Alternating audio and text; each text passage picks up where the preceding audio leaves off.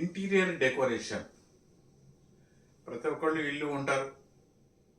చాలామంది కష్టపడి అష్ట కష్టాలు పడో ఏదో వాళ్ళకున్న దాంతో రోటీ కపడా ఒక మకాన్ లాగా ఓ ఇల్లు ఉంటారు, కట్టిస్తారు.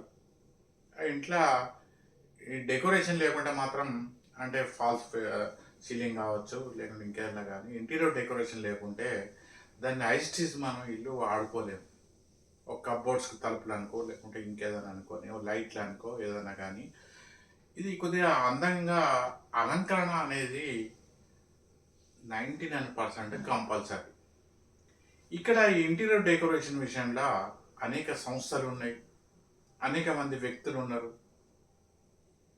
ఈ చేయించుకున్న వాళ్ళు కూడా వాళ్ళ యొక్క శక్తి కొద్దీ ఇంటీరియర్ డెకరేషన్ చేయించుకుంటారు. ఈ చేయించుకున్నప్పుడు దాంట్లో కూడా రంగులు, ఇతర అనేక విషయాలు, వాస్తు కంపల్సరీ పాటించాలి. ఇంటీరియర్ డెకరేషన్లో వాస్తు పాటించకుంటే, వాస్తు అంటే కేవలం గోడలు గుంజలు డోర్లు కావు, కిటికీలు కావు. ఈ ఇంటీరియర్ డెకరేషన్ విషయంలో, అందులో ముఖ్యంగా కలర్ల విషయంలో మీరు ఈ వాస్తు పాటించకుంటే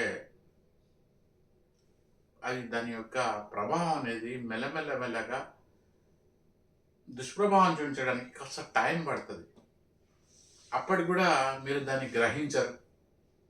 నా కర్మ ఇంతే, నా గ్రహచారం ఇంత అనుకుంటారు. లేదంటే ఎవరో ఒక వ్యక్తి మీద, లేకుంటే ఎవరి మీద, ఇతరుల మీద, కుటుంబ సభ్యుల మీదనో ఇంకెవరి మీదనో నెట్టేస్తారు.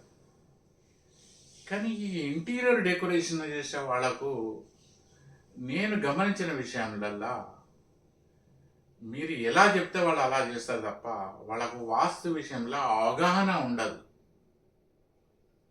ఇంటీరియర్ డెకరేట్ చేసిన వాళ్ళకు 99% వాళ్ళకు వాస్తు మీద అవగాహన ఉండదు. అదొక సంస్థ కావచ్చు, ఒక ఇల్లు కావచ్చు, ఒక అపార్ట్మెంట్ కావచ్చు, ఏదైనా కావచ్చు.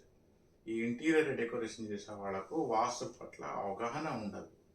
అటువంటి సమయంలో ఒక గురుముఖత విద్య నేర్చుకున్న ఒక వాస్తు కన్సల్టెంట్ను సంప్రదించి, మీరు ఇంటీరియర్ డెకరేషన్లో ఎక్కడ ఏ కలర్ వాడాలి, ఏ డెకోరం ఎక్కడ వాడాలి,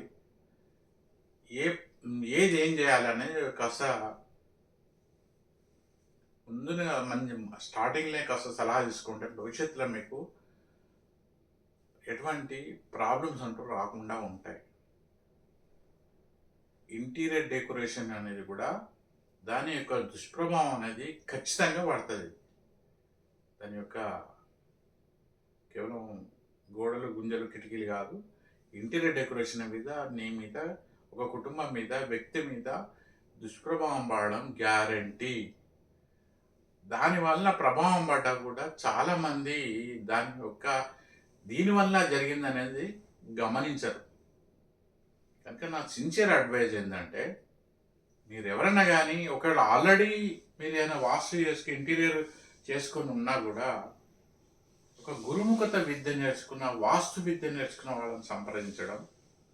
అందులో వాస్తు అనేది ఈ ఇంటీరియర్ డెకరేషన్ వాస్తు విషయం అందరికీ రాదు. ఇంటీరియర్ డెకరేషన్లో వాస్తు అనేది అందరికీ రాదు. కాకపోతే దానికి కూడా కాస్త ట్రైనింగ్లు ఉంటాయి.